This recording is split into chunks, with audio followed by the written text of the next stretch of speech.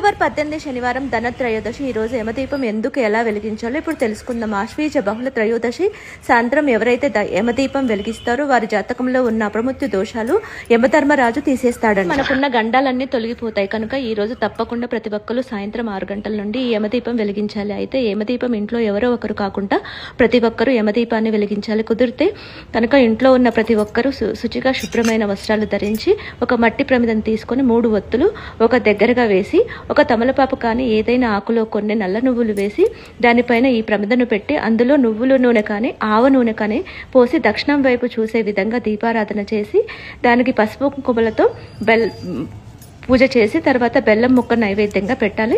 ఆ తర్వాత ఈ దీపారాధన అయిన తర్వాత నేను స్క్రీన్ పైన ఇచ్చే ఈ మంత్రాన్ని చదువుకొని యమధర్మరాజుకి నమస్కారం చేసుకొని దీనివల్ల ఎలాంటి ప్రమాదాలు జరగవు, అప్రమృత్యు దోషాలు తొలగిపోతాయి, దీర్ఘకాలిక ఆరోగ్య సమస్యలు ఎవరికైనా ఉంటే అవి కూడా తొలగిపోతాయి.